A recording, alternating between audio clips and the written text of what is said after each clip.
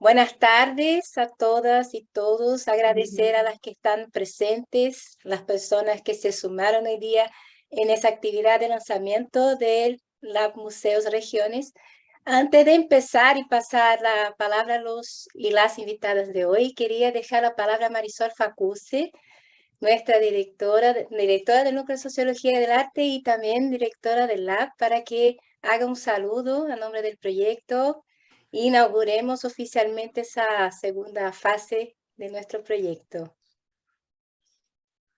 Hola, buenas tardes, bienvenidas, bienvenidos. Agradecer la participación de todas, en particular a nuestras invitadas Sergio Villena y Laura Sousa. Con esto damos la partida a un segundo ciclo de actividades organizadas por el proyecto Lab Museos, en donde participa Yasmin Fabris, Raiza Cavalcanti, Ángela Cortés y un equipo más amplio. Y también hemos generado una red internacional importante, donde Sergio es parte, ya ha sido parte de la primera etapa y de esta nueva etapa. Ahora también le damos la bienvenida a Laura y a nuevas colegas. El sello de este nuevo ciclo de Lab es el territorio, los territorios.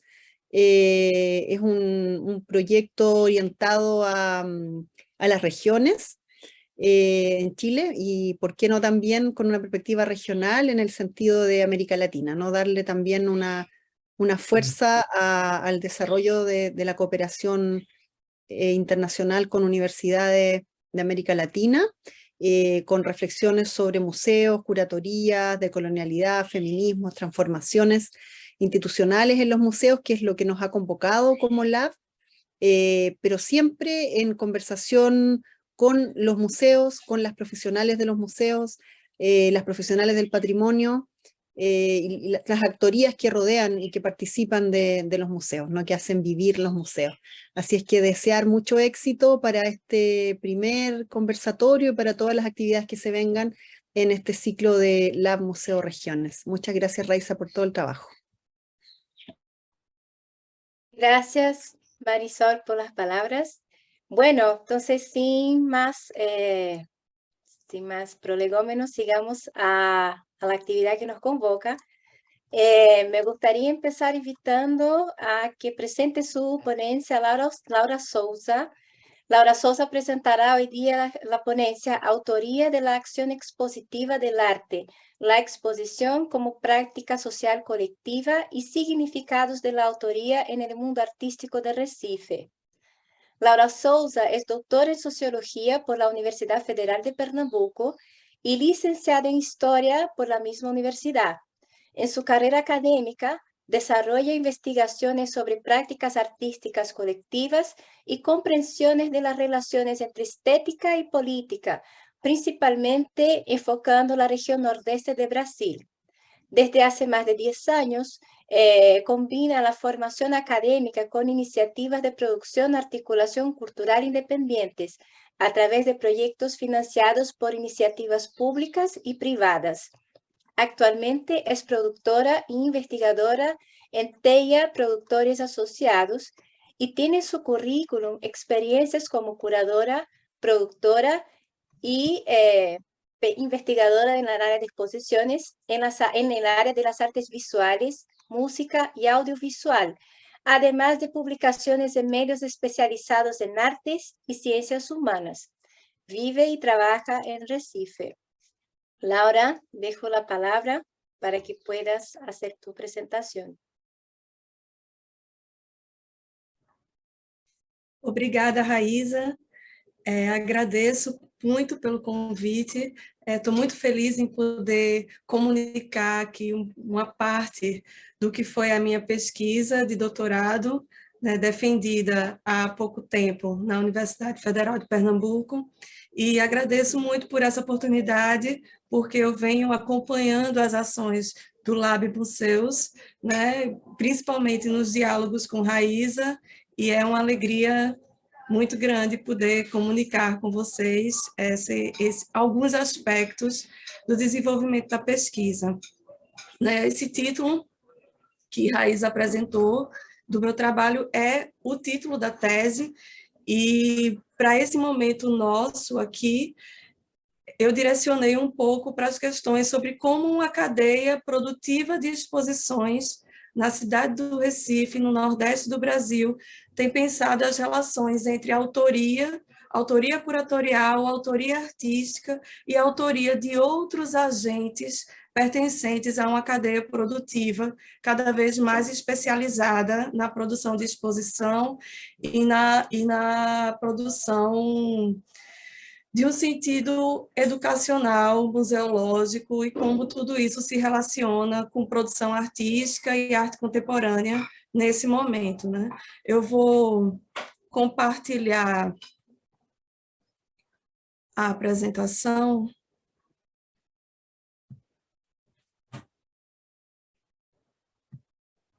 Aqui, só um minuto. Então, essa pesquisa eu comecei a desenvolver a partir da minha própria experiência como pesquisadora e que, em paralelo à formação acadêmica, o mestrado e o doutorado, já comecei a trabalhar com produção de exposições, né? Digamos que a minha entrada no universo de produção cultural foi a partir da produção de exposições. Então, todo um contexto de encontro entre profissionais, entre trabalhadores da arte e as questões interacionais de tomada de decisão estética, de tomada de decisão discursiva, né, em relação a como produzir exposições e dar direcionamentos para o público, e até as próprias questões dos espaços expositivos, dos espaços arquitetônicos, eu fui percebendo o quanto isso era tratado por diferentes agentes, que não era apenas o curador, não era apenas o museólogo, né? Então, de que forma esses diálogos iam criando uma identidade de representação desses profissionais no próprio ato de produzir e de montar efetivamente exposições, né? Desde os diálogos do expografista com seus montadores, o expografista com o curador. Então, de que forma a prática interacional de construção e tomada de decisões ia construindo uma sobreposição de autorias, uma sobreposição de construção criativa da própria exposição como uma obra estética também, a partir também dos processos da arte contemporânea, da performance, da instalação. Então, de que forma tudo isso ia juntando e construindo um novo olhar sobre a própria exposição como um processo artístico maior, para além das obras que eram ali colocadas e postas em contato com o público diretamente. Então, os aspectos dessa ação expositiva da arte, né, em suas relações de discurso, linguagem, espaço, sujeito, mas entendido a partir de uma ideia de mundo da arte, como pensado por Howard Becker, no sentido de ter uma rede produtiva, uma cadeia produtiva que vai lidando com necessidades materiais, lógicas de mercado, lógicas de inserção, para essa construção de significados que os próprios agentes dão às suas ações, reconhecendo-se como autor ou não, sendo reconhecido pelas instituições ou não, pelo público e pelos seus pares, né? Então, nesse processo em que eu fui sendo observadora até mesmo dos meus parceiros e parceiras de trabalho, como a curadoria ela não perde o seu espaço de definição nesse processo produtivo, mas, ao mesmo tempo, ela é questionada e busca-se formas dessa curadoria ser compartilhada com diversos agentes, né? O arte educador, o expografista, o produtor cultural. Então, de que forma esse processo curatorial vai sendo pensado e distribuído, compartilhado entre diferentes agentes, no entendimento de cooperação para se chegar ao melhor resultado possível, ao que se objetiva com esse processo expositivo. Né? Então, uma ideia de múltiplas autorias, né, em que o artista muitas vezes se sente curador, o curador desenvolve poéticas a partir de sua discursividade, a partir do olhar sobre o espaço e os impactos que a obra, o espaço e o sujeito conectam nesse processo de vivência, nesse processo circunstancial da vivência expositiva.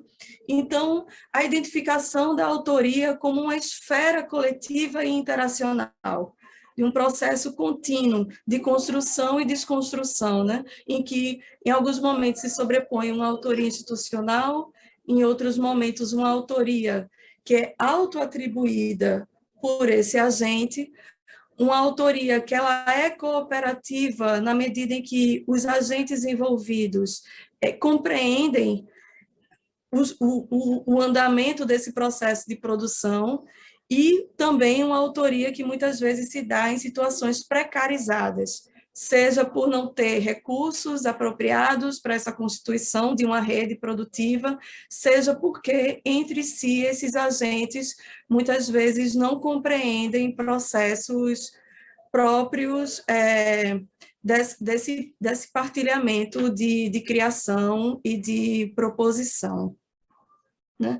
Mas isso tudo sendo observado na minha pesquisa numa cidade, que é a cidade do Recife, no estado de Pernambuco, no nordeste do Brasil, e que tem um processo histórico, artístico, muito empenhado em artistas que buscavam alternativas para conseguir expor e conseguir se legitimar, num processo, digamos, mais lento de institucionalização, como nós entendemos hoje, né? Mas, ao mesmo tempo, muito vivo, muito criativo, muito propositor de ações que já tentavam borrar essa ideia de museologia, essa ideia de instituição.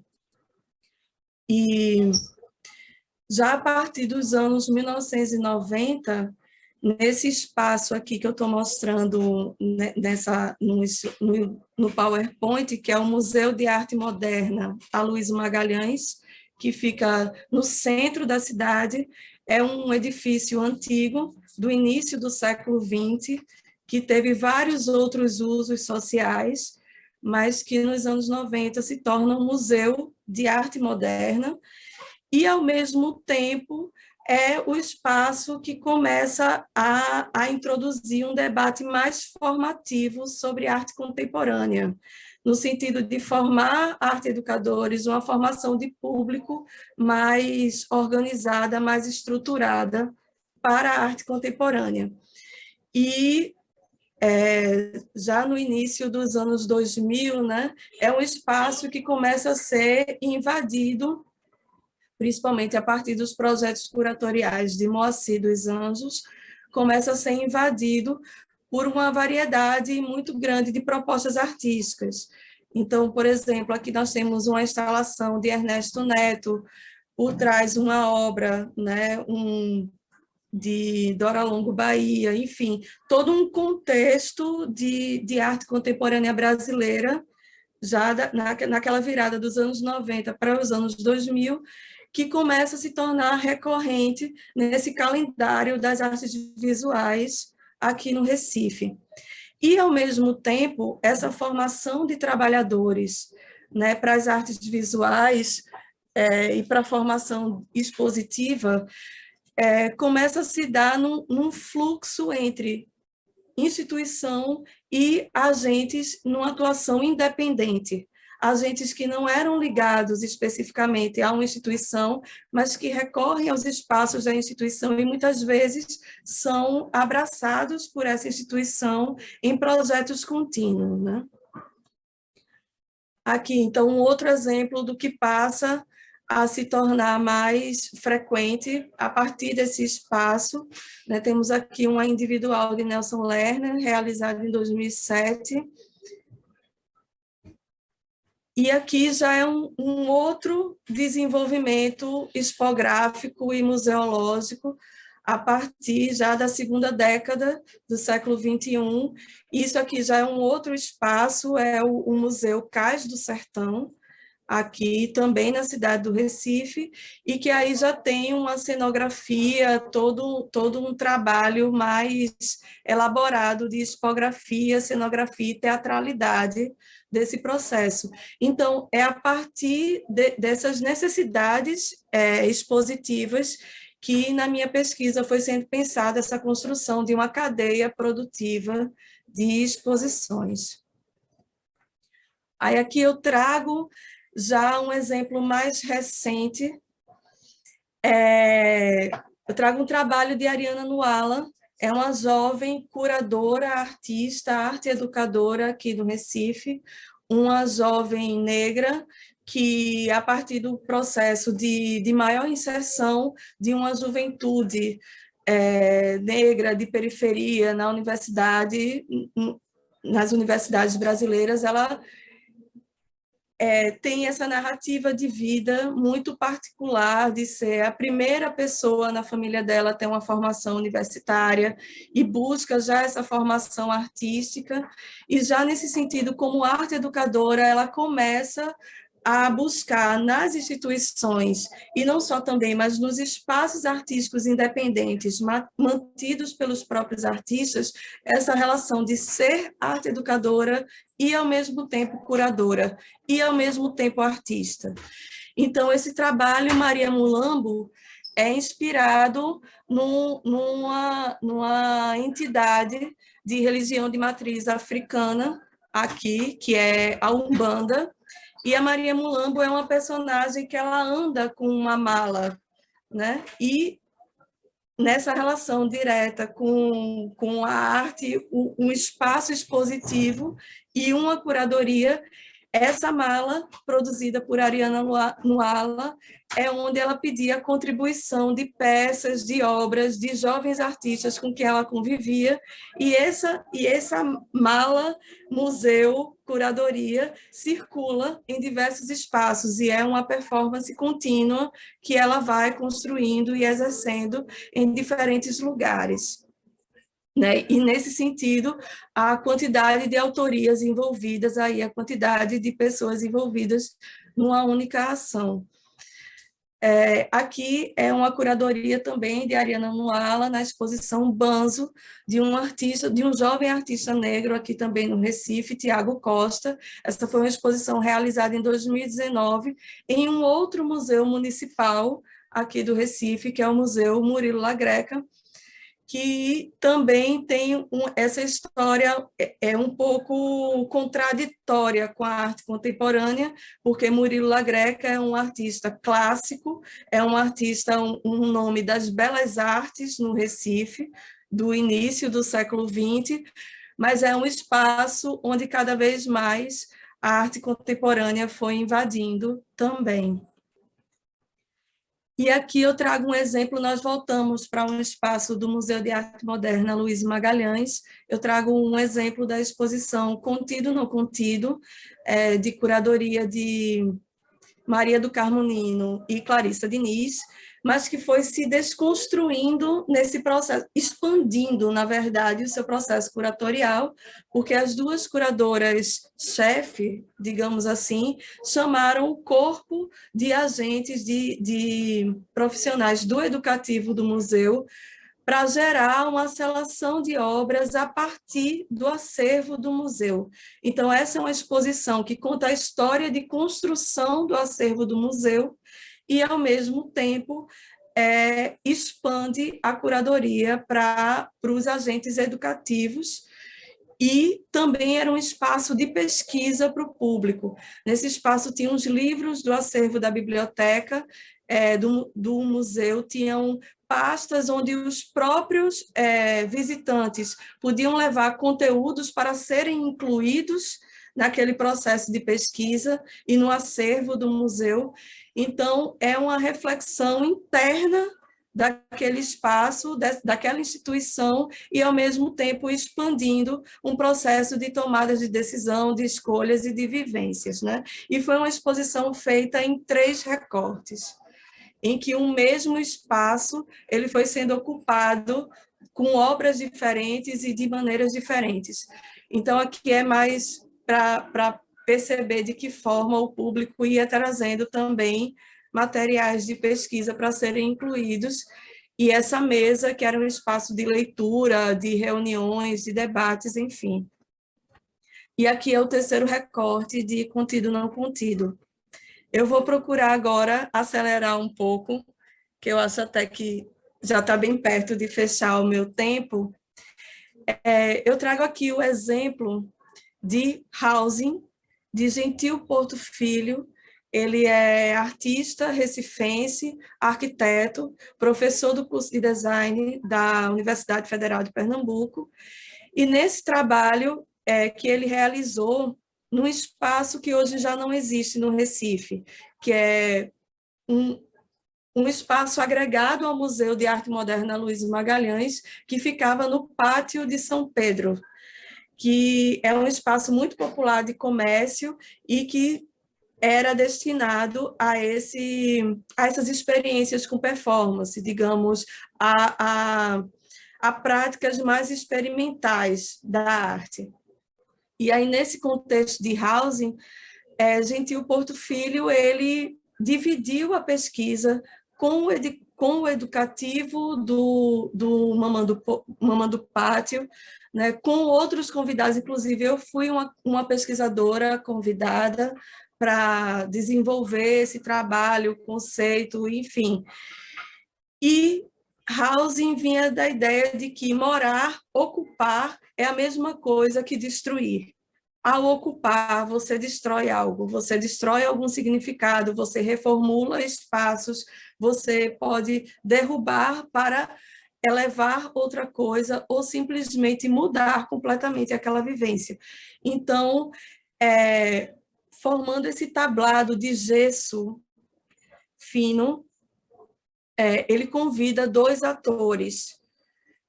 Um é um bailarino profissional que está aí atuando nesse tablado, e o outro sentado é um artista plástico pernambucano que está, nesse momento, passivo, né, diante da cena. Mas que depois os dois trocam de lugar e o artista forma uma escultura, uma instalação a partir dessas peças quebradas do gesso. Então, a partir daí, o primeiro artista, ao ocupar, ele destrói, o outro artista vem e constrói a partir desses restos. Né? Então, nesse processo, foi um processo muito rico, de muita discussão, de muita construção de significados e de preparação do setor educativo que recebe o público, a partir do momento em que eles estavam já discutindo inicialmente, não adentrando como um último setor a ser desenvolvido e para receber todo o discurso de curadoria, mas entrando como já um setor de construção desses significados. Então, aqui, já para concluir, eu trago algumas considerações finais. Só um instante. Né, que é a percepção dessa ideia de autoria expositiva, ela não é unificada entre os agentes que estão envolvidos nessa produção, né? E os questionamentos que esses atores sociais impulsionam, muitas vezes faz perceber o quanto muitas dessas funções relacionadas à cadeia produtiva de exposição não são plenamente reconhecidas em seus processos criativos por instituições e até mesmo pelos próprios agentes, né? A produção coletiva, a produção autoral coletiva, ela está em viva alteração, mas, ao mesmo tempo, ela reproduz e repete tensões e cooperações que já são instituídas nesse mundo da arte, né? E essa ebulição, essa efervescência questionadora e produtiva em uma capital do Nordeste do Brasil, que vai desenvolvendo e cada vez mais amadurecendo as suas interlocuções com o resto do país, com o Brasil e com o mundo, né? Mas sempre desenvolvendo uma atenção especial à diversidade de processos sociais que enriquecem e não endurece os nossos espaços como produção artística. Então, resumindo, é isso. Eu agradeço muito, espero não ter passado muito do tempo. Obrigada. Nosotras que agradecemos, Laura, por compartir tu brillante y entusiasmante investigación sobre los procesos de curatoría y las significaciones de autoría en los procesos de construcción de exposiciones de arte contemporáneo. Yo tengo varios comentarios que hacer, pero creo que ustedes también, así que al final dejaremos un espacio para que hagamos comentarios y preguntas a Laura. Y voy a invitar inmediatamente a Sergio Villena para que haga su presentación. Primero voy a presentar a Sergio, para quienes no lo conocen. Sergio Villena va a presentar la ponencia El campo artístico contemporáneo en Centroamérica, una mirada sociológica. Sergio Villena es doctor en estudios de la sociedad y la cultura, profesor catedrático de la Escuela de Sociología de la Universidad de Costa Rica y director del Instituto de Investigaciones Sociales de esa misma universidad. Es autor de numerosas publicaciones sobre arte, cultura y sociedad, donde destaca su libro El perro está más vivo que nunca, arte, cultura y infamia en la aldea global, donde reflexiona en torno a las relaciones entre arte, cultura y poder en el arte centroamericano y global. Ha sido invitado internacional en el Foro de las Artes de la Universidad de Chile y ha colaborado en distintas instancias con el Núcleo de Sociología del Arte de la Universidad de Chile y es miembro de la red de investigadores del proyecto Lab Museos. Sergio, te dejo la palabra. Sí, muchas gracias, Raíza, por la invitación, Marisol, obviamente, también. Gracias por darme esta oportunidad de compartir. Nada más para aclarar, ya no soy director del Instituto de Investigaciones Sociales, ya terminé mi periodo, entonces ya ese puesto queda de lado. Y bueno, voy a tratar de hacer una presentación panorámica, digamos, de la manera en que se fue constituyendo y desarrollando el campo artístico contemporáneo en Centroamérica desde la década de los años 90. Puedo presentar una presentación en PowerPoint.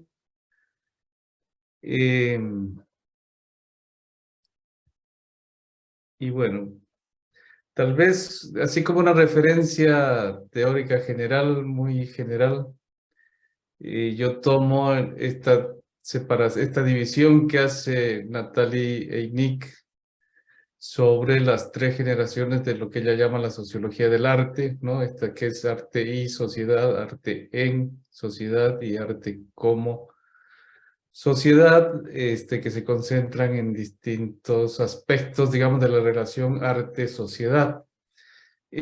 A mí me interesa sobre todo la tercera parte, digamos, el tercer enfoque, el arte como sociedad.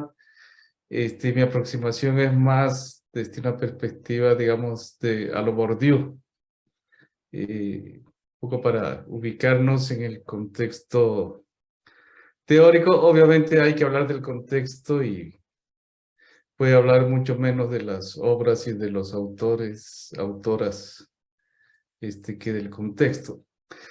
Y también me planteo algunas preguntas generales, digamos, ¿qué significa ser contemporáneo en Centroamérica? Y esta es una pregunta que también se puede extender para otros contextos, ¿no? ¿Qué significa ser contemporáneo en cualquier otro lugar? Sobre todo en aquellos que han sido marcados por la narrativa del atraso, por ejemplo. Entonces ahí hay una pregunta que me parece que es como importante. Bueno, ¿y cómo se produce el arte centroamericano? ¿Cómo se reconoce lo centroamericano? qué es un artista contemporáneo, quién juzga el arte centroamericano, dónde y cómo circula el arte centroamericano, cuáles son sus públicos, etcétera. Son algunas preguntas, digamos, que las tengo en mente mientras voy a ir exponiendo. Para ubicarnos en el mapa, digamos, obviamente este es un mapa de América Latina. Centroamérica es este segmento, digamos, lo que le llaman la cintura de Centroamérica o el istmo centroamericano. Hay una discusión, no es lo mismo Centroamérica que América Central, pero bueno, no voy a entrar en esos debates tan específicos, pero los países, digamos, a los que me voy a referir básicamente son Guatemala, Honduras, El Salvador, Nicaragua, Costa Rica y eventualmente Panamá. Belice, que también está geográficamente en el istmo, en general queda al margen por razones históricas, también ha estado, digamos, más vinculado a la colonización británica que a la colonización española. Entonces hay una cuestión histórica de separación, un poco lo que nos pasa con Surinam o las Guyanas en Sudamérica, ¿verdad? Que no son, aunque están ahí, no son de alguna manera lejanas. Bueno, el campo artístico, entonces. Tomo como periodo de referencia general el 94 al 2022 y me interesa referirme al desarrollo institucional del campo artístico, a lo que implica la innovación de los lenguajes, los paradigmas artísticos, lo que podríamos llamar el giro contemporáneo, y que de alguna manera también alude a eso que, si no me equivoco, en el manifiesto antropofágico, Oswald de Andrade denominaba sincronizar el reloj, el nuevo impulso a la crítica social y el tema de la articulación internacional, lo que también a veces se denomina poner en el mapa, en este caso a Centroamérica, que una curadora a la que me voy a referir ahora denominaba Centroamérica era una ficción operativa con la que había que trabajar. Básicamente porque son países muy pequeños y para visibilizarse a nivel internacional, digamos, era mejor, había más interés si se lo hacía desde una perspectiva regional que nacional. Entonces, hay toda una historia de la integración centroamericana en cualquier caso. Así que no es del todo una ficción, podríamos decir, pero en todo caso se plantea de alguna manera así.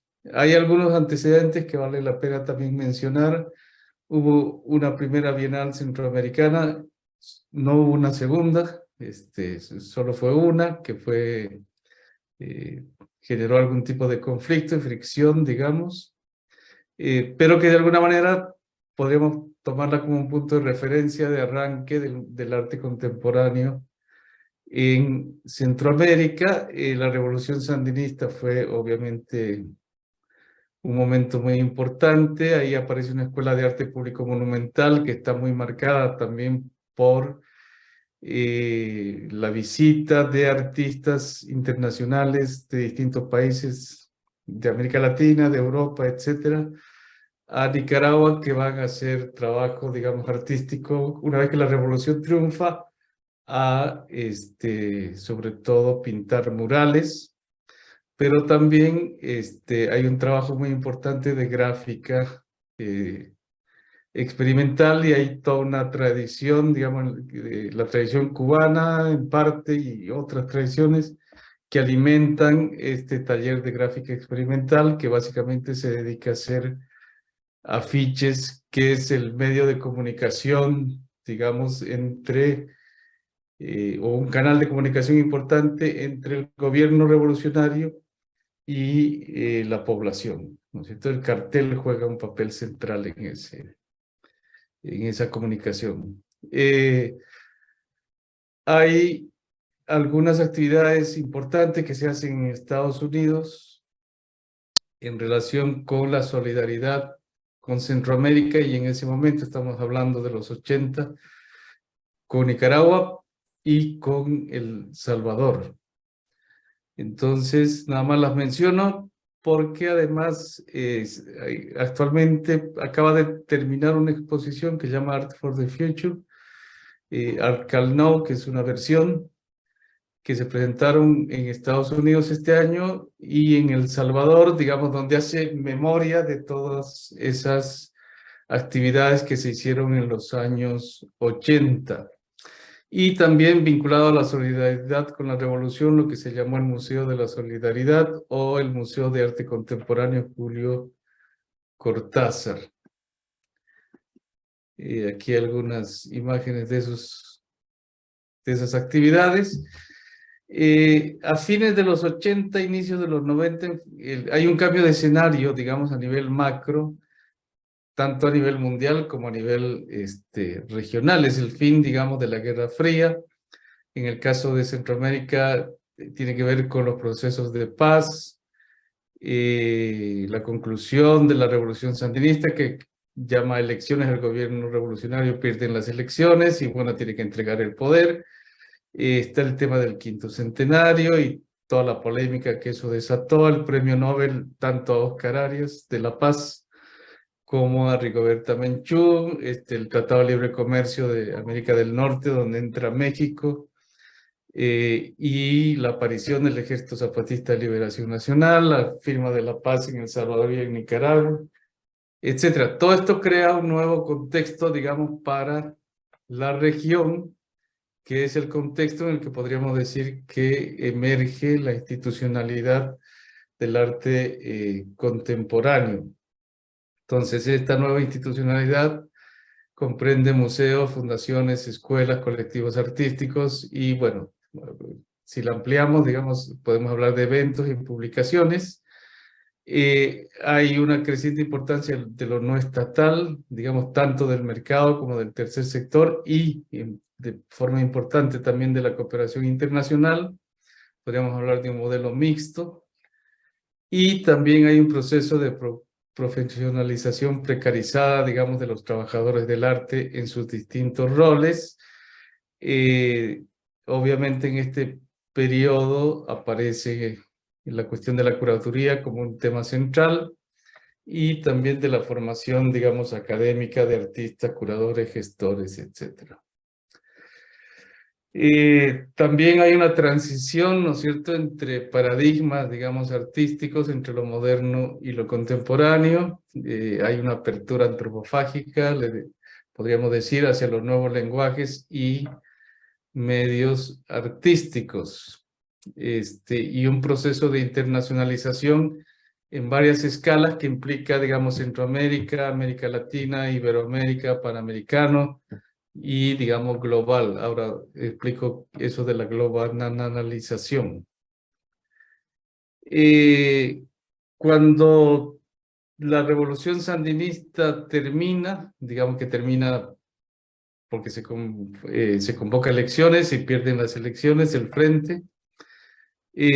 Una de las primeras cosas que hace el nuevo gobierno, y tanto nacional como municipal de la capital de Managua, es la destrucción de los murales de la revolución.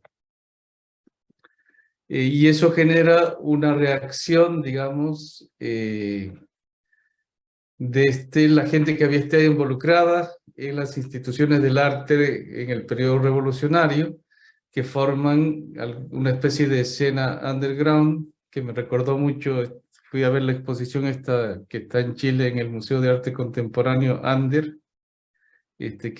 que me pareció como muy interesante. Tiene algunos elementos en común con la formación de esta escena Ander. Tengo un video ahí, pero no lo voy a poner por razones de tiempo, pero después les paso los vínculos para que ustedes los puedan ver. Y en ese momento también se hace una exposición que itinera en distintos lugares de Inglaterra entre 1994 y digamos que fue una de las primeras muestras de arte contemporáneo centroamericano que se realizó en Europa y tuvo una versión en Nicaragua, que se llamó Tierra de Tempestades, y que también hay un pequeño video que reseña, digamos, esta exposición, que tampoco lo voy a mostrar por razones de tiempo, pero bueno, les voy a dejar el vínculo para que ustedes lo puedan ver. En fin, esos son un poco los antecedentes. El momento tal vez clave en este proceso de institucionalización, digamos, de formación de una nueva institucionalidad, arranca el 94 con la creación del Museo de Arte y Diseño Contemporáneo en Costa Rica, que se conoce como FANAL, porque era la Fábrica Nacional de Licores. La infraestructura de la Fábrica Nacional de Licores se convierte en un centro cultural, es un espacio muy grande, y un área de ese edificio, de esa zona, se dedica a un museo de arte y diseño contemporáneo, que nace en parte motivado por las celebraciones, entre comillas, del quinto centenario de 1992, ¿no? Entonces es un proyecto que se propone inicialmente a la cooperación española, etcétera. También surge el Centro Cultural Español en Costa Rica, pero digamos que este es un momento muy importante en la institucionalización del arte contemporáneo. Entre las actividades inaugurales se presenta esta exposición Ante América, que se había hecho en Colombia, curada por Gerardo Mosquera, Raquel Valls y Carolina Ponce de León. Y aquí hay una anécdota que se suele contar mucho, que es que cuando se hace un evento, un foro, digamos, que acompaña la exposición, y en ese foro se le pregunta a Gerardo Mosquera, que estaba en la mesa, por qué no habían artistas ni obras centroamericanas en la exposición. Y la respuesta es contundente, digamos. La respuesta es que el arte centroamericano no se conoce. Y entonces eso se vuelve como un leitmotiv, digamos, desafiar esa sentencia casi a la invisibilidad, se convierte en un acicate para la que vendría a ser el programa inicial del arte centroamericano, que es visibilizar el arte contemporáneo centroamericano que se estaba haciendo de manera dispersa en la región, y de alguna manera el Museo de Arte y Diseño Contemporáneo asume, digamos, esa misión de de actuar como plataforma para la visibilización del arte centroamericano contemporáneo en el escenario internacional. La respuesta es una exposición que se llamó Mesótica, Centroamérica Regeneración, curada por Virginia Pérez Ratón y Rolando Castellón, que son dos personajes muy importantes en todo este proceso. Y pues tienen que hacer una investigación sobre lo que se está haciendo en la región, generar un discurso, crear una plataforma de circulación, etcétera. Es una exposición que itinera en varios países de Europa y que, digamos, se considera como la primer gran exposición generada de Centroamérica sobre el arte centroamericano contemporáneo. Digamos, a partir de ahí podemos hablar tal vez de tres momentos: emergente, consolidado y de reestructuración. Todo esto es hipotético, digamos, conjetural. En el periodo emergente surgen una serie de instituciones, como pueden ver, digamos, Artefactoría, que es un colectivo artístico de Nicaragua, el Centro Cultural de España, la cooperación española será importante, no solo, también, digamos, otras agencias de cooperación internacional, IVOS, sobre todo en este momento. El Museo de Arte y Diseño Contemporáneo, surge un colectivo que se llama Mujeres en las Artes en Honduras, la curandoría, Coloquia, en Honduras, en Guatemala, varias fundaciones empresariales, asociaciones que, ahora lo vamos a ver, crean un sistema bienal centroamericano. Surge otra institución importante, la Fundación Teorética en Costa Rica, y otros colectivos artísticos. En este periodo, digamos, la manera de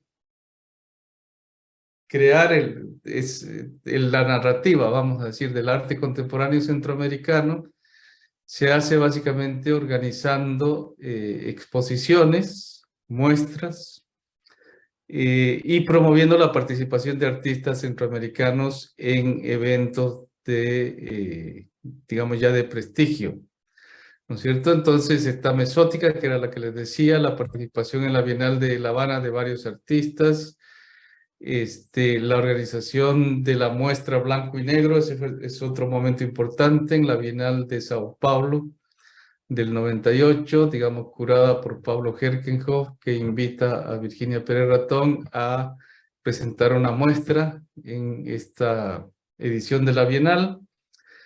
Y surge el sistema bienal centroamericano, inicialmente como una bienal de pintura que se realiza en Guatemala, primero y después en Costa Rica, que esa es una novedad, digamos, una particularidad de este sistema bienal, que tiene bienales nacionales y tiene una bienal regional, y la bienal regional es itinerante entre los distintos países de la región.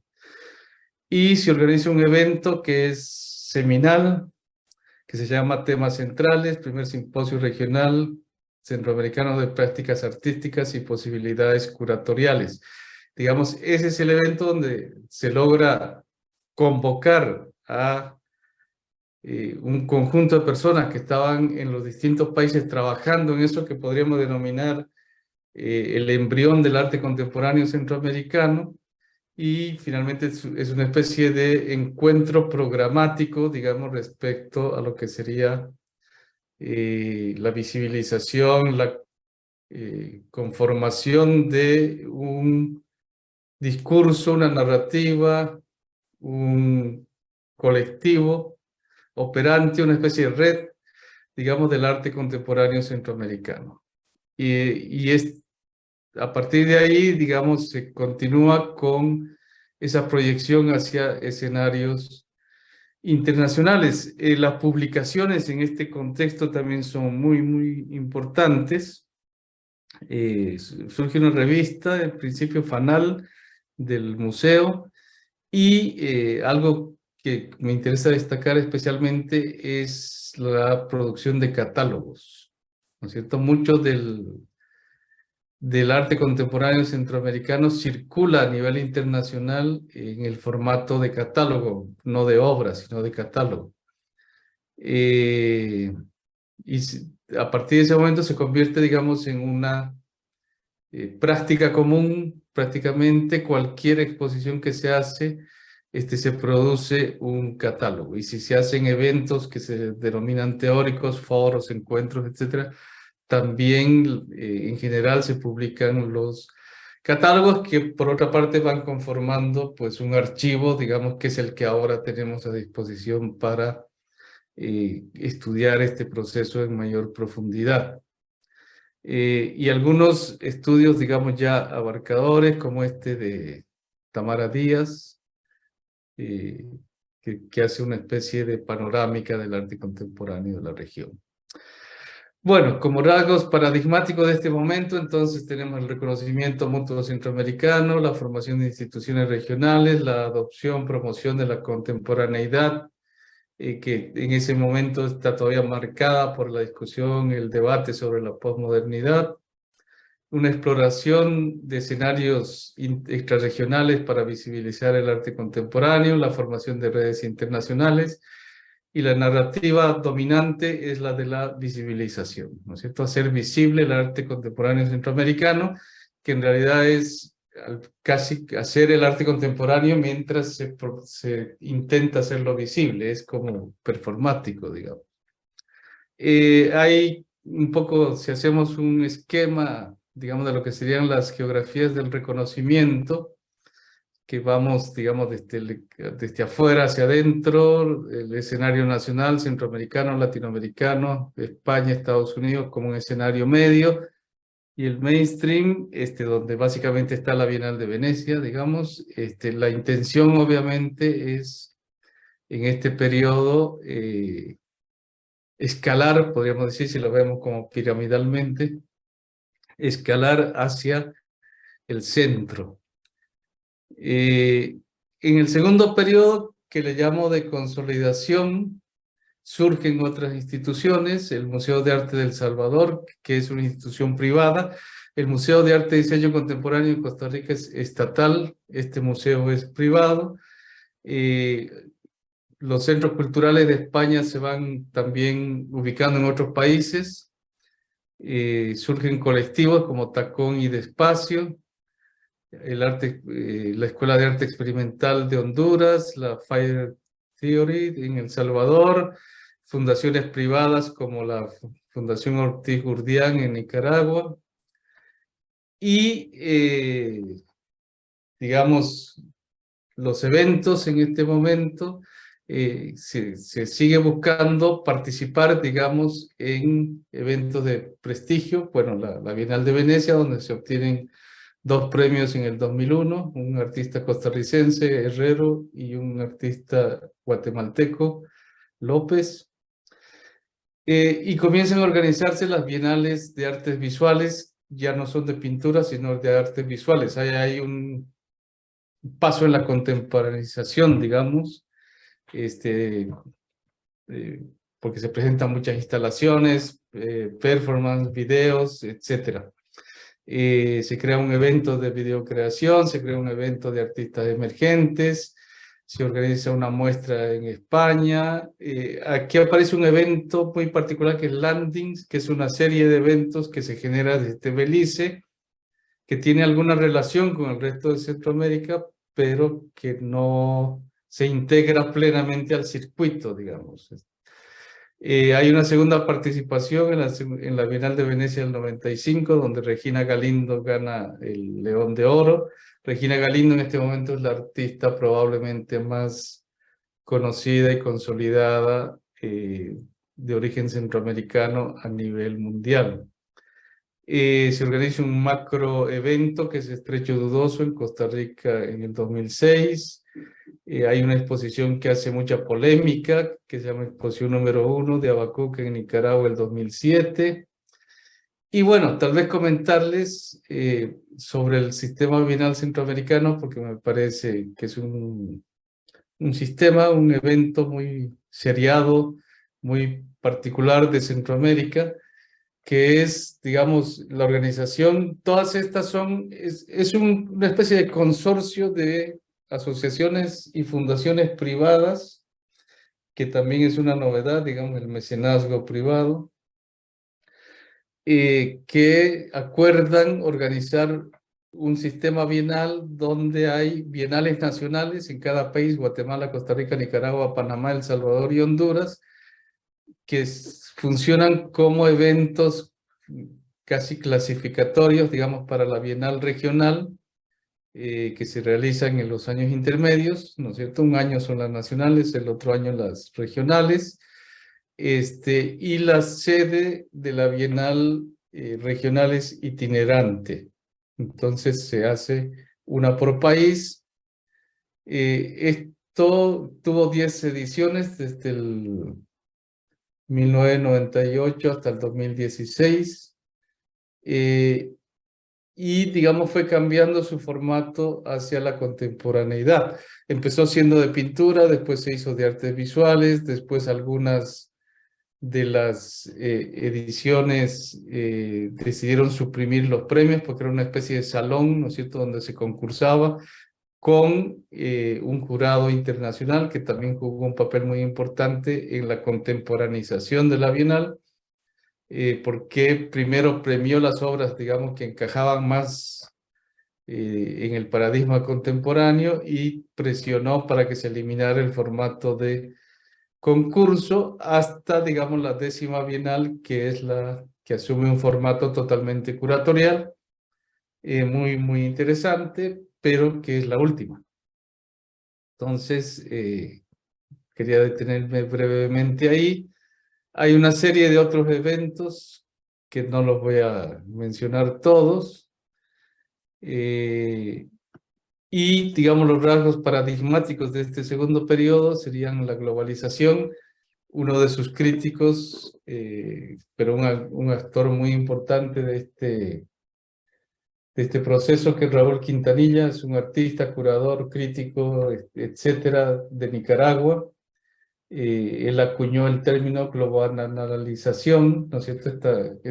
Esta mezcla, esta palabra híbrida entre globalización y banana, digamos, Banana Republic, que obviamente eso en Centroamérica tiene un peso muy fuerte. Como una especie de crítica, digamos, de este proceso. Se habló mucho del regionalismo abierto, un poco tomando la idea de la CEPAL, ¿no es cierto?, que proponía la CEPAL la integración latinoamericana ya no pensada como cerrada, sino abierta hacia la globalización. Podríamos hablar de bienalismo, porque en este momento participar, organizar o participar en bienales se convierte en algo muy importante. Y también la idea de los grandes eventos, grandes poniéndolo en contexto, ¿verdad? Digamos que lo liga un poco a toda esta discusión sobre la sociedad del espectáculo, etc. El arte se espectaculariza, podríamos decir. Es un periodo también donde el rol curatorial adquiere preeminencia, digamos, una especie de dirigismo curatorial. La autoría en este periodo es básicamente individual, aunque aparecen algunos colectivos, pero básicamente es individual. En general, hay personas que ejercen de curadoras, que apoyan a determinados artistas y promueven, digamos, su participación en eventos internacionales, etcétera. Y se busca sobre todo reconocimiento en el campo restringido internacional, digamos, entre los pares, ¿no es cierto? También hay una vertiente, digamos, que promueve la mercantilización, aunque muy asociada al discurso de la obra o la responsabilidad social empresarial. Y también en algún momento se empieza a hablar, digamos, de que Centroamérica deje de ser una periferia y se convierte en un centro como tal. Es decir, digamos que de alguna manera ocurre en Centroamérica lo que ocurrió con la Bienal de Sao Paulo, podríamos decir, o con la Bienal de La Habana, ¿no es cierto?, con eventos que convirtieron a Sao Paulo o a La Habana en referentes a nivel global. Y predomina, pues, una narrativa que podríamos denominar una narrativa de conquista, que de una u otra manera podríamos asociarla también al neoliberalismo del momento. Entonces, en el mapa de nuestra geografía de reconocimiento, podríamos decir, digamos, que ya no solo se trata de conquistar el centro, sino de posicionar la periferia también como un centro. Es una propuesta muy ambiciosa y que finalmente no tiene mayor resultado, pero, digamos, discursivamente, por lo menos se hace la propuesta y se trabaja un poco en esa dirección. También hay muchas más publicaciones, surge otra revista, se publican varios libros sobre el arte contemporáneo centroamericano, algunos panorámicos, algunos más monográficos, pero digamos que van formando también lo que podríamos llamar un archivo de la crítica en profundidad. El tercer periodo, y ya voy terminando, es lo que yo le llamo la reestructuración, a falta de mejor nombre por ahora. Y una característica de este periodo es el surgimiento de muchos colectivos,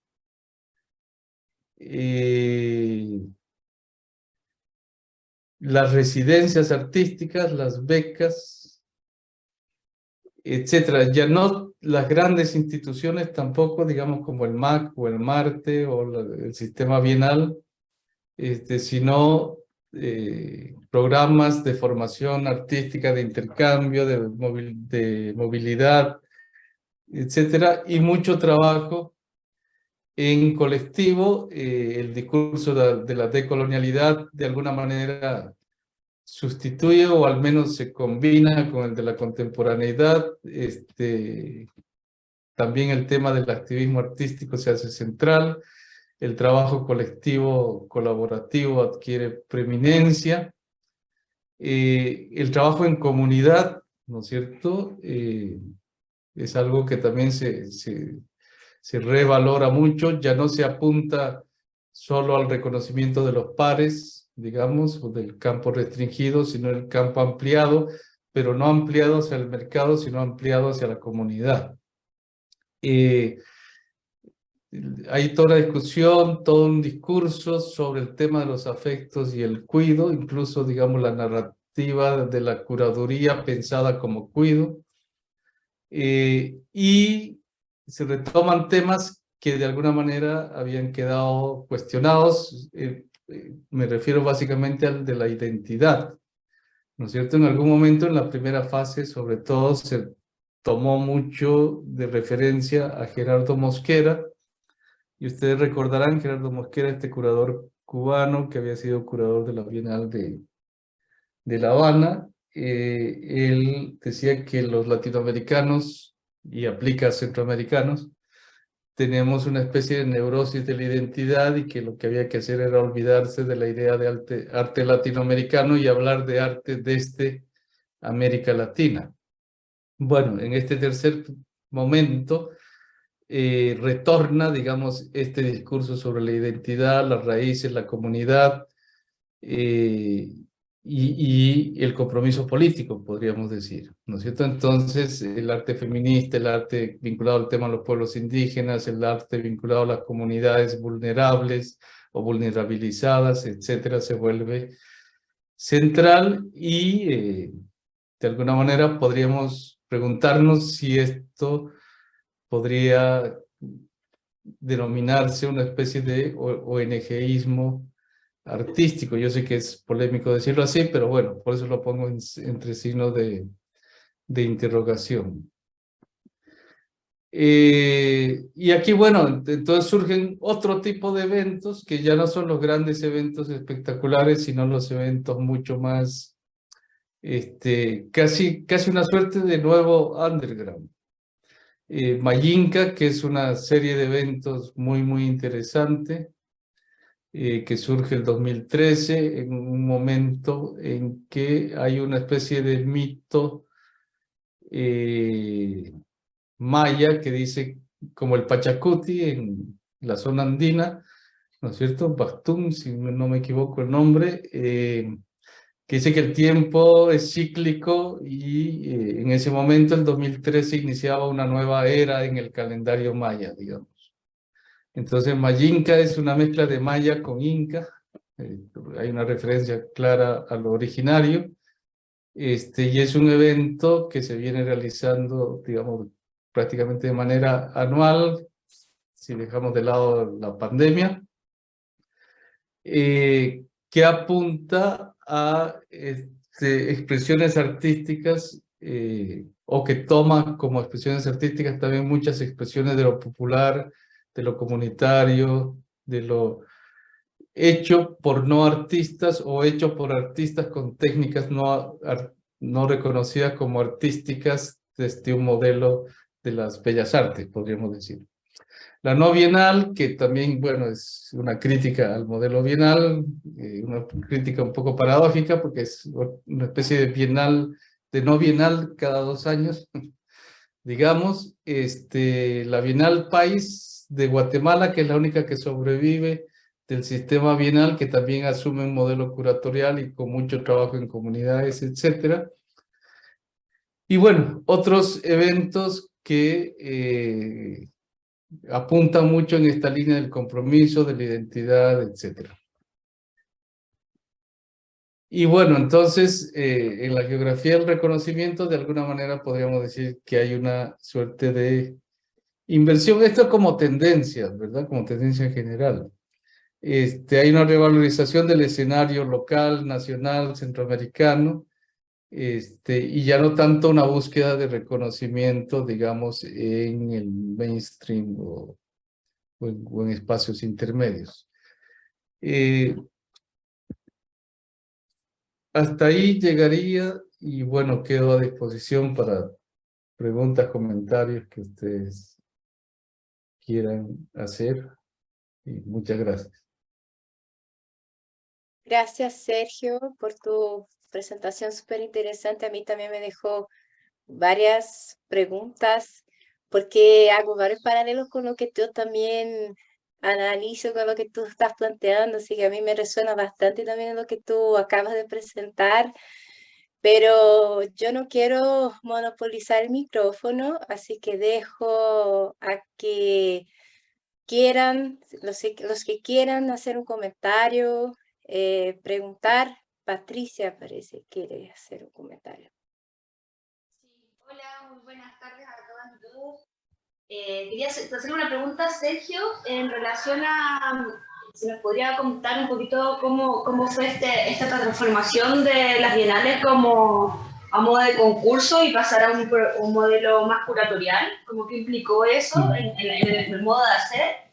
Y otra pregunta que me gustaría si podía ahondar también en el cuido, que eso me llamó mucho la atención, como esta manera de trabajar con la economía de los afectos y el cuido. Si nos puede contar un poquito más sobre ese tema. Muchas gracias. Sí, claro, claro que sí. Bueno, lo de la Bienal, como digo, el primer modelo es el modelo de salón, ¿no es cierto? De alguna manera, que es la Bienal de Pintura y se hace una convocatoria pública para un concurso, que las artistas manden su obra, se invita un jurado internacional. Este jurado internacional elige 6 artistas y 12 obras, 2 por artista. Y esa selección que se premia, parte del premio es llevarla a la Bienal Regional, digamos, donde se reúnen los ganadores y ganadoras de las bienales nacionales. Entonces, ese era el formato inicial de la Bienal. Posteriormente, los jurados internacionales, digamos, son un poco catalizadores del cambio aquí, porque se empiezan a recibir obras que no son pinturas, fotografías, instalaciones, video performance, y los jurados deciden aceptarlas, ¿no es cierto? Y además no solo las aceptan, sino que las premian. Entonces ahí hay ya un cambio de pintura a artes visuales, pero hay un permanente cuestionamiento del modelo de concurso. Digamos, en ese momento hay una promoción muy fuerte de la curaduría. Entonces, para hacer bienales curadas, y algunas de las bienales nacionales son las que dan el paso inicial, ¿no es cierto? Que eliminan los premios, invitan un curador o curadora o forman un equipo curatorial en otros casos, que ya no es por convocatoria abierta, sino es mediante una visita, digamos, a estudio, ¿no es cierto? Estos curadores recorren la capital o algunas ciudades periféricas, etcétera, viendo el trabajo de artistas. Entonces ya no es... uno de los cuestionamientos es que había surgido un artista bienal y una obra bienal. Entonces los artistas empezaron a preparar una obra para la Bienal y entonces era como casi hecha por encargo. Entonces lo que se quiere ver es lo que realmente los artistas están haciendo y no lo que se les está induciendo a hacer. Entonces la visita a estudio de alguna manera cumple con esa tarea, se hace la selección, esa selección participa en la Bienal regional, pero la Bienal regional sigue siendo por concurso. Entonces, ahí hay como una asincronía, digamos, entre los distintos... hay bienales nacionales que nunca dejan de ser modelo concurso salón. Hay otras que dan el paso, y digamos que la última bienal, que es la 10ª, es la realmente la más avanzada, digamos, en su modelo curatorial, porque se nombra una curadora general y se forma un equipo curatorial para cada país, y estos países hacen su selección y mandan una muestra, pero que encaja dentro de una propuesta curatorial general, digamos, ¿no? Que se llamaba Todas las Vidas. Entonces era como revisar la historia, darle voz a los que no tienen voz, en fin, en una línea un poco de Walter Benjamin, Judith Butler, digamos, Rancière, un poco, un discurso más denso teóricamente, digamos, sobre el arte como dispositivo crítico, podríamos decir. Entonces, la selección que hace cada persona curadora nacional la hace en función de ese paraguas discursivo general, digamos. Pero esa es la única versión que realmente uno podría decir que sigue un modelo curatorial en sentido general. Poco ese es el proceso. No me acuerdo la segunda pregunta, ¿cuál es? Sobre el cuido, la curatoría El cuido. en el cuido. Sí, justo hace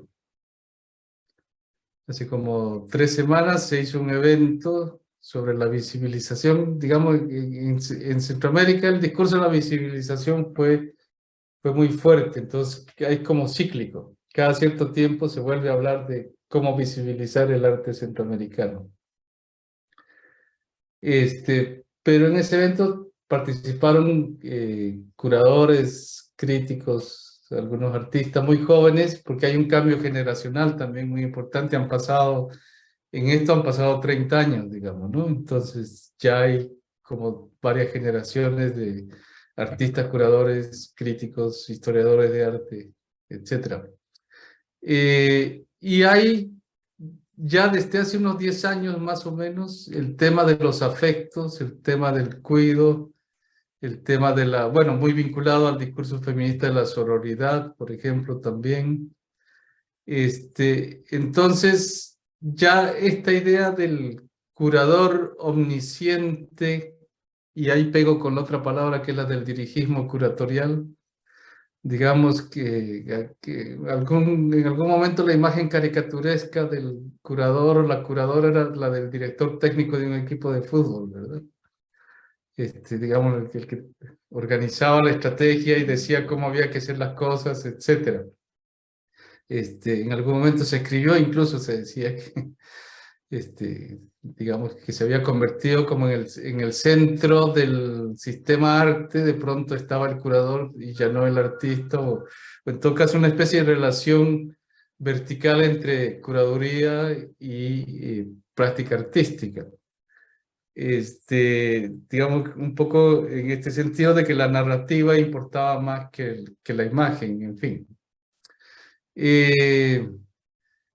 Estas personas curadoras jóvenes tienen un discurso muy distinto, ¿no es cierto? Digamos, plantean como facilitadoras, como gestoras, ya no como alguien que dirige, sino como alguien que facilita los procesos, pero además no solo en un sentido como estratégico, sino en un sentido afectivo emocional. Entonces hay que cuidar a los artistas. Es interesante porque en el momento, digamos, de la curaduría dura, por llamarlo de alguna manera, había una suerte de presión desde la curaduría hacia los artistas, los y las, para correr el riesgo, para transgredir. Había una presión para ir siempre más allá, ¿no? El discurso de la transgresión estaba muy posesionado y entonces había que transgredir. Hasta que algún artista se tomaba en serio lo de transgredir y entonces venía la crisis, porque no era para tanto, digamos, es como una paradoja. Pero estos jóvenes ya no, por lo menos yo no sentí que están más preocupados por cuidar a los artistas que por que ponerlos en riesgo. Y eso me parece como muy interesante. Entonces, además he hecho mucho más horizontal la relación, ¿verdad? Trabajan colectivamente, es una especie de práctica asamblearia que hay. Han pasado del artista individual al colectivo, del curador como directivo al curador como facilitador y casi como protector. Un poco por ahí va este desplazamiento, digamos. Y genial también esa parte porque se vincula con lo que nos contaba Laura sobre todos los procesos que hay, todos los que intervienen en una creación, ¿no es cierto? Bueno, es interesante, muchas gracias. Gracias, Sí. Sergio, Patricia, por sus comentarios.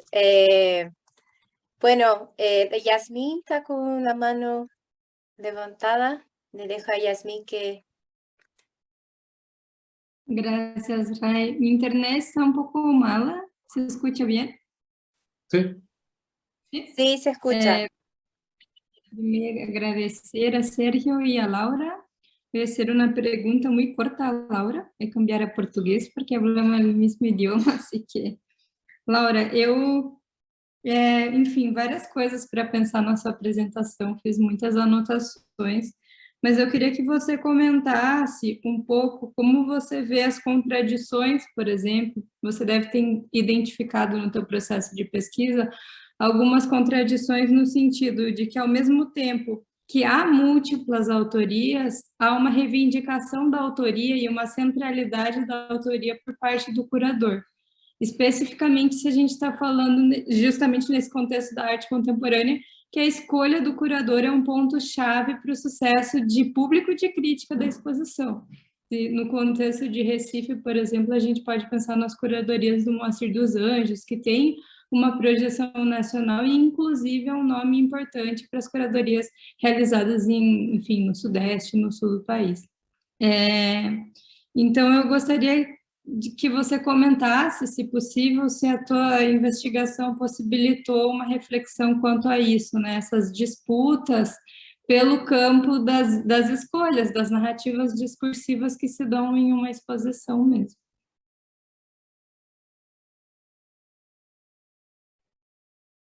Oi, Yasmin, obrigada pela pergunta. Sim, essas contradições se tornaram evidentes. Como eu falei, existe a centralidade dessa figura do curador, né, em diferentes processos, mas, assim, o que eu consegui perceber é a tentativa também dos outros agentes tentarem abrir esse diálogo e tentarem entender de uma maneira expandida esse processo de curadoria, né, que indo além do processo de decisão entre obras, de um processo de decisão de discurso e argumentação, mas trazendo também para o processo de vivência do sujeito que visita a exposição. Né? Falando especificamente sobre Moacir dos Anjos, quando eu mostrei ali o Museu de Arte Moderna Luiz Magalhães, Moacir, ele assume a direção do museu e se torna curador do museu no momento em que, sim, vale ressaltar, que é um museu que é da administração pública municipal, é da prefeitura, eu não sei exatamente como traduzir isso, eu acho que depois você poderia traduzir, né? Enfim. E como é que diz? Nesse momento, a prefeitura do Recife é a primeira gestão do Partido dos Trabalhadores na prefeitura do Recife, voltando para uma revolução no que é política de cultura pública. Então, Moacir, ele entra nesse processo para solidificar o Mamã como um museu e não mais apenas uma galeria ou um espaço sem uma estruturação conceitual e principalmente de formação de profissionais voltados para as artes visuais. Então, nesse momento, Moacir, ele consegue colocar aquela gestão, não digo nem ele, mas aquela gestão especificamente, consegue colocar Recife num mapa de ações das artes visuais e da arte contemporânea, não só no Brasil, né, mas vai se expandindo, justamente porque há esse apoio, há esse incentivo dessa gestão pública direcionado para essa educação à arte contemporânea. E, ao mesmo tempo, é um museu, finalmente, assim, digamos, é o primeiro museu no Recife que tem, assim, a curadoria é própria do museu, o processo de formação educacional é próprio do museu, a produção de catálogos é próprio do museu, então acaba se criando essa identidade, um processo de formação e de aproximação desse público. E é nesse momento que, fora de Pernambuco, fora do Recife, os artistas começam a entender como é essa relação com o curador. Porque é óbvio que aqui tem uma tradição em artes plásticas, em artes visuais, mas sempre muito pautada né, ali, desde os anos 1960 até os anos 1980, muito relacionado com a figura do galerista, né, o dono de galeria ou marchand, que tinha aquela relação com o espaço, mas é uma relação comercial. Então, era um processo ali de abrir uma exposição, ter um grande dia de visitação e ali ter um processo profissional e comercial da arte, muito voltado também para a pintura, para a escultura, enfim. Nesse processo, a partir aí da metade da década de 1990 para cá, é que aqui, num processo interno de produção e de circulação de arte no Recife, é que se começa a entender quem é o curador e quais são as suas possibilidades de atuação. Né? E nessa, por exemplo, na experiência de contido não contido, em que Clarissa Diniz e Maria do Carmo Nino abrem para o setor educativo fazer também a curadoria, é no sentido de dizer, trazer para esse setor a responsabilidade ética, a responsabilidade política de discutir aquele processo de formação de um acervo, né? Então, essas contradições eu percebo muito na esfera interacional de produção. Numa esfera histórica de entendimento do funcionamento desse campo ou desse mundo da arte, esse papel do curador ainda ele já se encontra, digamos, solidificado. Ele não é necessariamente questionado por um contexto maior de legitimação.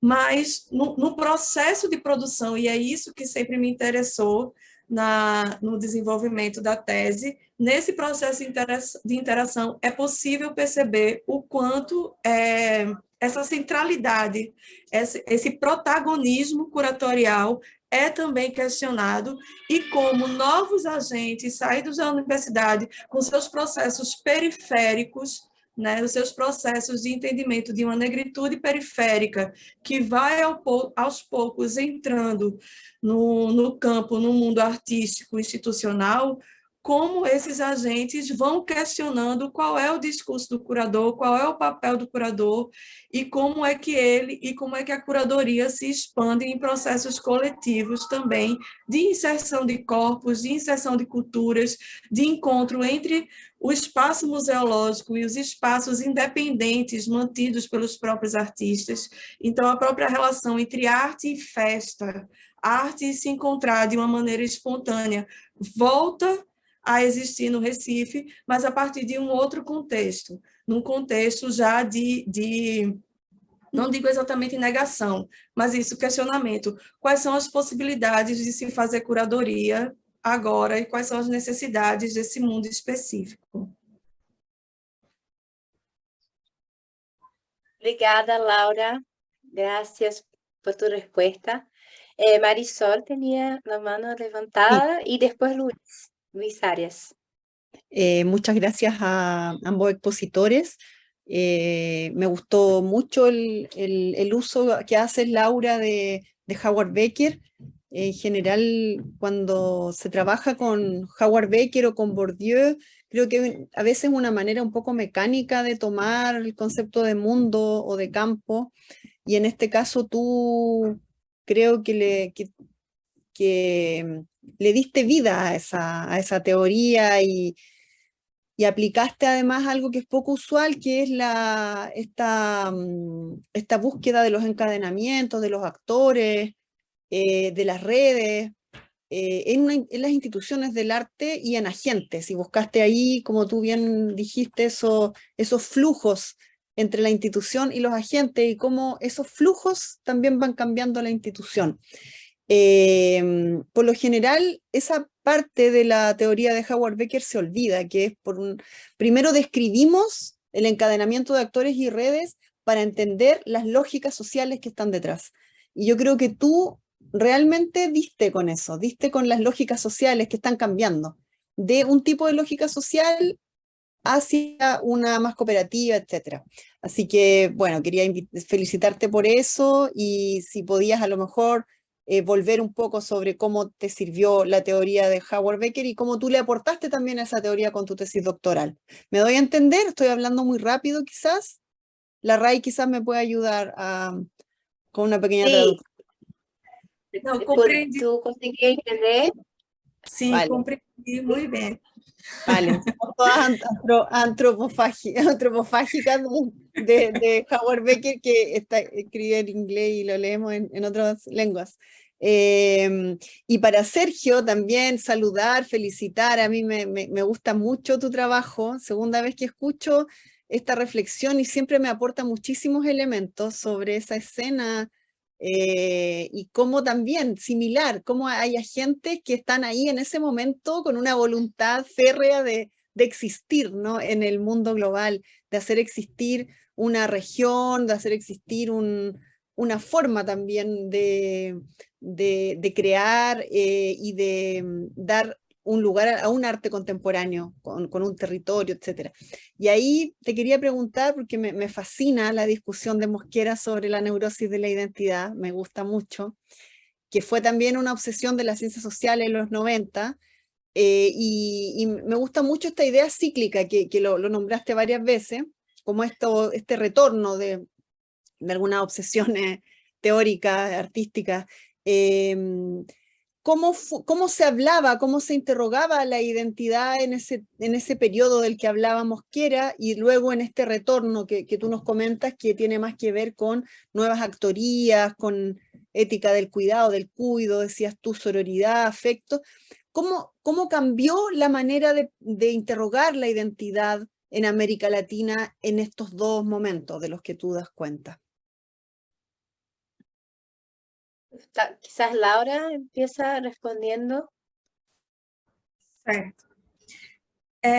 Essa relação com a teoria de Becker, com a teoria e metodologia de Becker no meu trabalho, eu entendi muito a partir do fato de que Recife ainda é um centro no Nordeste brasileiro que lida com com a instabilidade, compreende instabilidade desse processo público de cultura, do processo institucional, de como funciona. Então, a ideia de precariedade, no sentido não apenas de falta de recursos, mas uma incerteza de como se forma para a curadoria aqui ainda, de como se forma para a produção artística, para a produção cultural mesmo, isso tudo que vai se constituindo no cotidiano, na relação entre esses agentes que vão encontrando espaços, vão encontrando oportunidades. Então, os diferentes sentidos de precário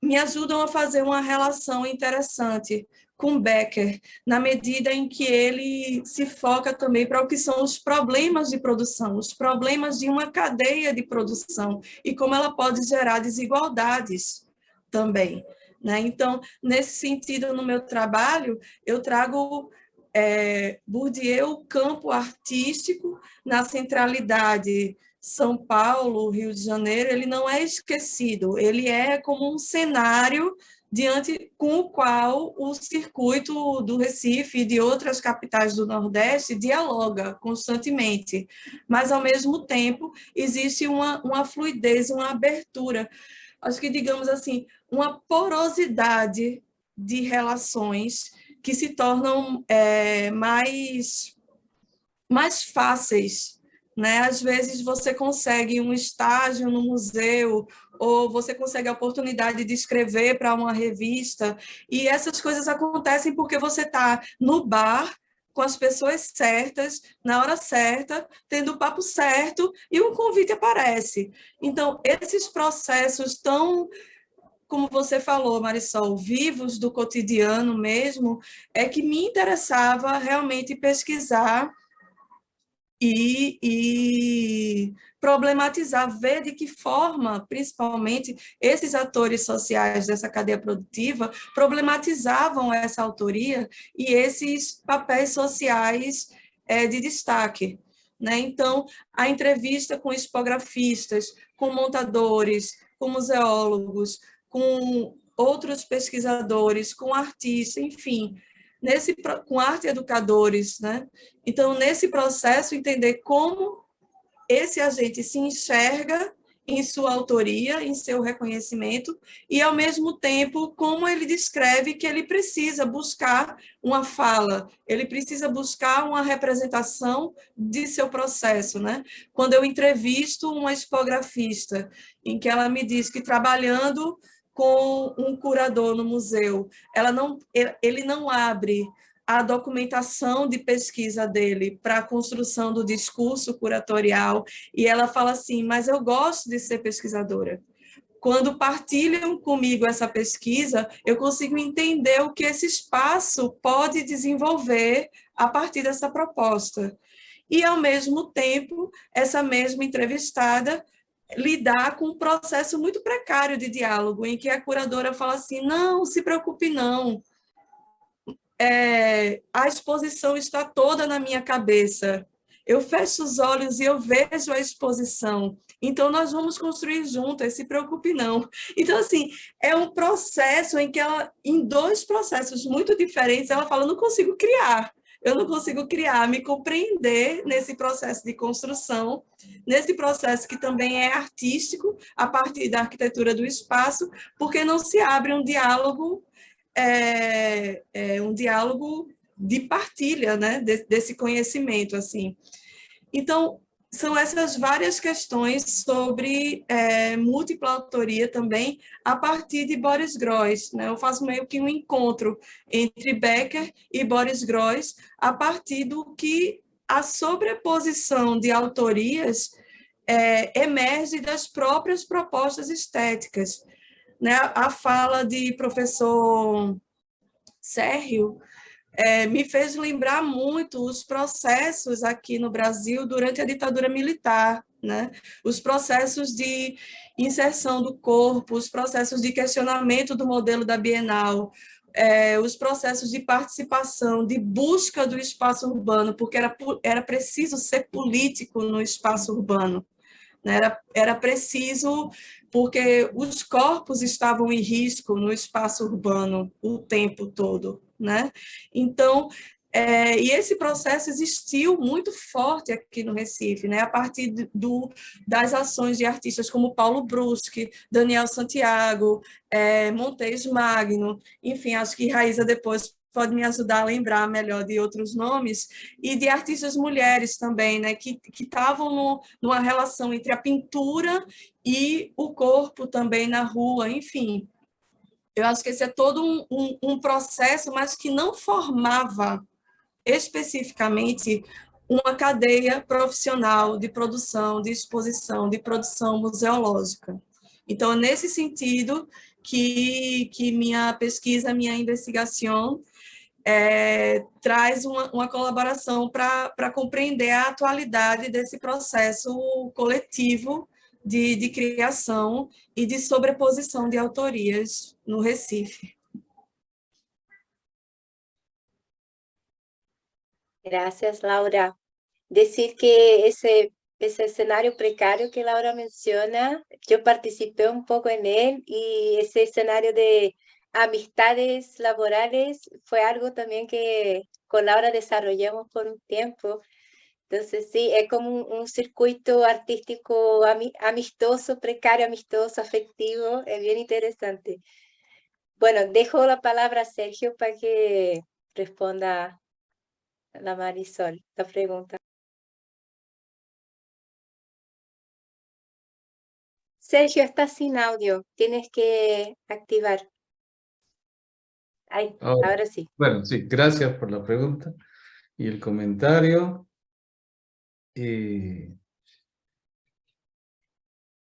sobre Mosquera y la neurosis de la identidad. No sé, pienso un poco también esto que en algún momento decía García Canclín y después lo retoma Junta, esto de las estrategias para entrar y salir de la modernidad, ¿no? Es en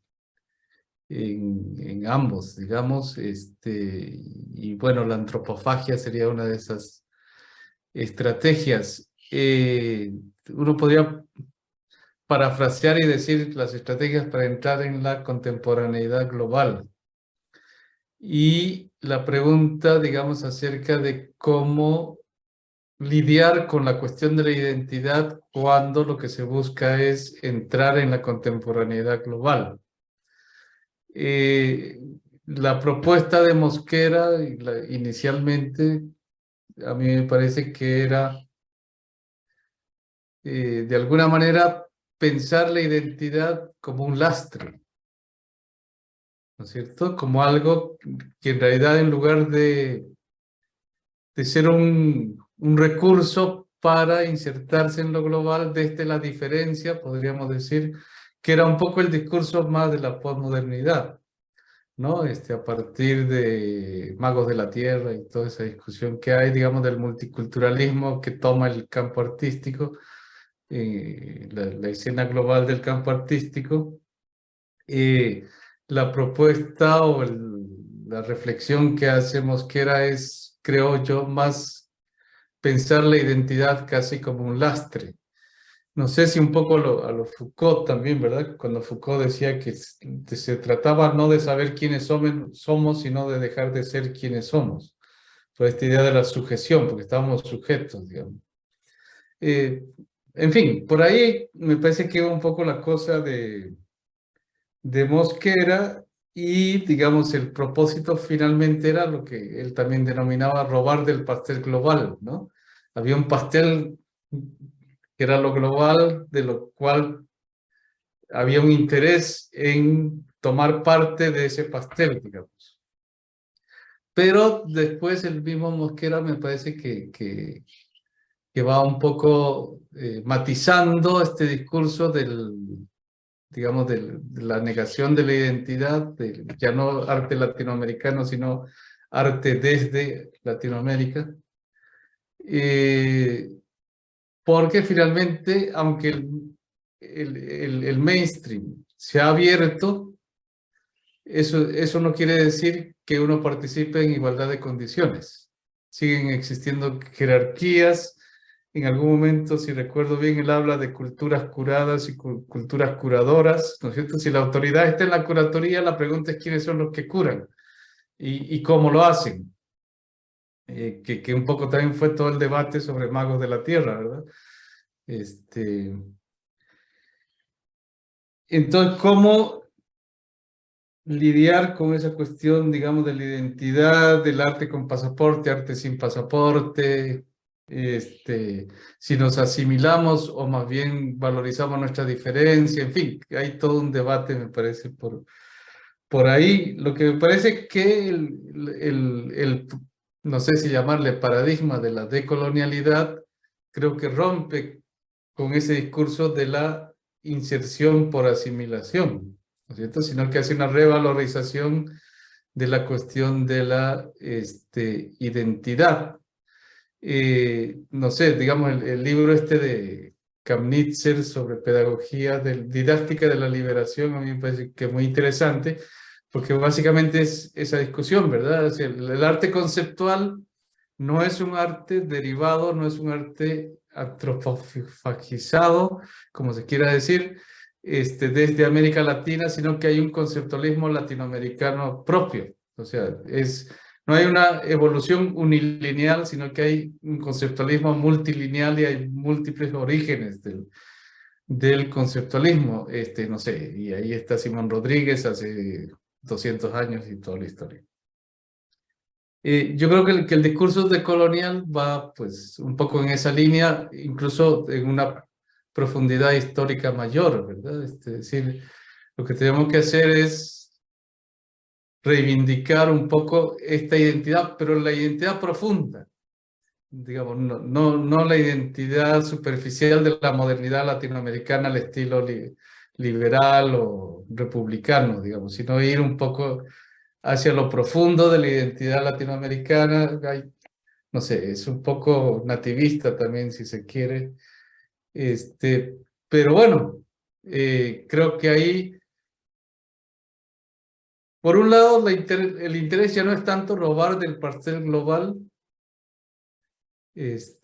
sino, digamos, hacer un arte que más, incluso para nosotros, no para los otros. Creo que es un poco eso.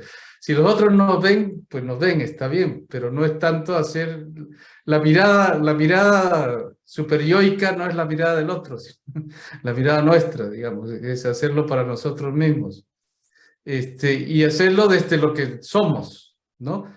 Y yo creo que eso también tiene que ver con esta especie de retorno a la comunidad, arte comunitario, de trabajar con población. Esto de la ecología de saberes, uno podría pensar también un poco a la Boaventura de Sousa Santos en relación con el arte, digamos, mucha gente que está trabajando en comunidades, pero no va a enseñar a las comunidades, no va a instruir, sino va a hacer ecología de saberes, digamos, ¿no? Y es muy interesante porque si uno ve, por ejemplo, esta exposición Giro Gráfico que está ahora en el Museo Reina Sofía, que yo no he ido a verla, pero he visto el catálogo y le he dado seguimiento, mucho de lo que se está exponiendo y había pasado ya en la forma humana, perder la forma humana también, es introducir al museo lo que antes era un artefacto cultural, digamos, ¿no es cierto? Que es producción cultural popular, comunitaria, que no es en principio catalogada como artística, sino que tiene que ver más con, un poco desde la perspectiva casi anarquista del arte, digamos, del arte ligado a la vida, y de pronto las instituciones museísticas están muy interesadas, no solo en la producción artística que se presenta como tal, sino en la producción cultural, popular, comunitaria, que puede leerse desde una perspectiva del arte contemporáneo, digamos. Y ahí me parece que también hay una especie de revalorización, no sé, de estos discursos un poco de la identidad, la autenticidad, lo nativo. Uno podría preguntarse también si no hay una nueva exotización, ¿no es cierto? Porque siempre está la trampa del exotismo dando vueltas en este asunto. Pero bueno, en todo caso, para cerrar, en el caso centroamericano, creo que el tema indígena, el tema feminista, el tema comunitario, están muy presentes en la preocupación de curadores, artistas, etcétera, en este momento en Centroamérica. Bueno, y del mismo Gerardo Mosquera, ¿no? Porque él fue curador general de la última Bienal País en Guatemala e hicieron muchas cosas muy interesantes en comunidades. Bueno, vamos a tener que ir cerrando pero Luis quería hacer una pregunta. Laura creo que quiere comentar solamente algo, se tiene que retirar. Pero pues, escuchamos la pregunta de Luis y Sí, sí, bien breve porque siento que también, muchas gracias por la palabra, siento que también se ha como redondeado un poco o expandido un poco estos conceptos o esta línea de tiempo que uno no deja no de pensar, por ejemplo en Marta Traba, con esta enfoque de comunidades abiertas y cerradas como para los años 60 para poder hacer este ingreso al arte, o Nelson Osorio con su recopilación sobre las vanguardias, los manifiestos, y cómo todos estos elementos hoy día nos constituyen también en la institución arte y en la institución museo como una carga muy fuerte, ¿no? Pero que también y ya al final de las reflexiones de Laura y de Sergio, veo que el giro de colonial como una práctica, como un síntoma que están sucediendo en nuestros territorios, es un síntoma también de corrazonar también las estéticas y las prácticas en nuestros espacios, tanto museológicos o espacios expositivos, o también, por supuesto, y como bien lo decía Laura, en el espacio público. ¿Ah? Entonces creo que hoy día justamente la práctica del arte se vuelca también hacia el espacio público como espacio político, pero también para instalar también estas reflexiones que hoy día son la necesidad de colonizar también el hacer y la memoria, y sobre todo corrazonar con el otro la práctica estética y la práctica cultural. Eso yo quería como compartir, como también agradeciendo también todas las reflexiones que me han ayudado mucho a ordenar más también este mapa que uno siempre está construyendo y hoy día deconstruyendo para poder avanzar también en nuestros propios espacios, con nuestras propias memorias. Muchas gracias, Luis. Agradeciendo de nuevo, Laura. Muchas gracias, Laura, por estar con nosotras hoy día, compartiendo tu investigación.